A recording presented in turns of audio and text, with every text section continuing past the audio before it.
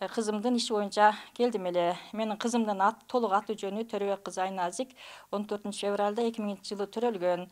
Анын экономикалык жана бухгалтердик атайын орто билими бар. 2021-жылдын 15-июлунда Дос Кредо банктын Базар Коргон шаарындагы филиалына СК 04-037-28 деп аталат, стажер болуп кирген. Стажерлуктун мөөнөтү 3 ай экен. 3 айдан кийин иши боюнча тест тапшырып, тестти ийгиликтүү тапшырса, официальный оформленияга ишке кирмек. 3 ай иштеди кызым. Бирок башка банктар ошо стажировка мезгилинде 5000-6000ден айына акча төлөп беришет. Ал эми Дос Кредо банк акча төлөп берген жок. Кызымы бүт нерсе менен өзүм камсыз кылдым. 3 айдан кийин кызым Дос Кредо банктын областтык директору Адилет Асаркуловго кайрылып, мен иштегениме 3 ай болду, мен тест тапшырайын деп кайрылды. Адилет Асаркулов ремонт болуп атат зданияда. Здания бүткөндөн кийин ремонт бүткөндөн кийин өзүм чакырам, каякка тест тапшырасың деп токтотуп койду. Ошо менен дагы 1 ай өтүп кетти.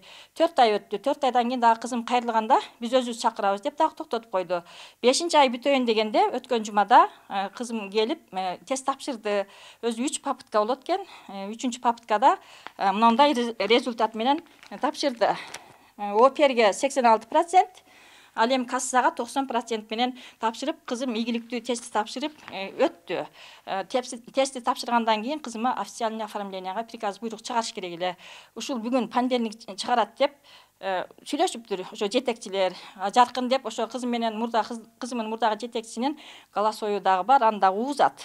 Сен өттүң, сага понедельник буйрук чыгат, немеге ишке киресиң айлыкка деп.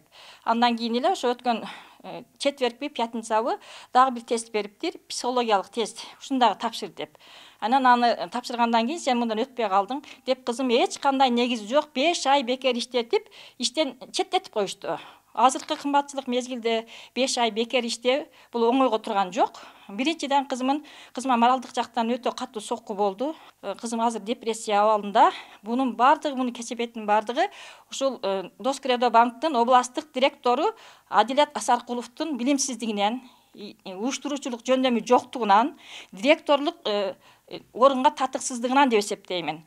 Анан эгер ушул психологиялык тест маанилүү болсо, эмне үчүн стажировкага келген биринчи күнү кызым мына тестти тапшыр. Эң маанилүү ушул. Ушул психологиялык тесттен өтсөң анан сени стажировкага ишке алабыз. Анан өзүң кесибиң боюнча 3 айдан кийин тест тапшыра алсаң, анан айлыкка киресиң деп түшүндүрбөдү.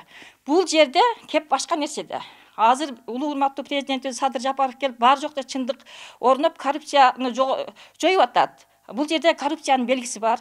Кызымын орду кимдир бирөөгө керек болуп калган. Ошондуктан кызым эч кандай негизсиз мына ушундай немеде тест тапшырса дагы кызымы жөндөн-жөн көчөгө чыгарып коюшту. Урматтуу УКМКнын жетекчиси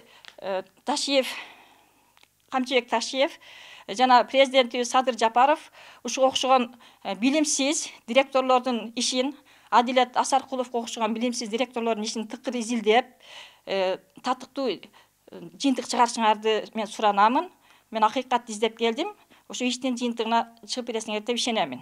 Качанга чейин карапайым калктын балдары, кыздары кыйналыш керек.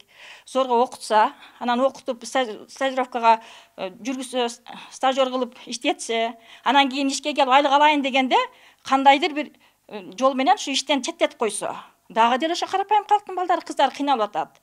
Мен айтар элем, ошо кимдин баласы банкка же кимдин кызы банкка иштей турган болсо, Дос Кредо банк жака жолобогула, күйүп каласыздар. Күйөсүздөр, мага окшоп күйбөсүн деп мен кайрылуу жасап атамын. Ошондой эле Асаркулов Адилеттин ишин тыкыр изилдеп, бир жыйынтык чыгаргыла, силерден суранам.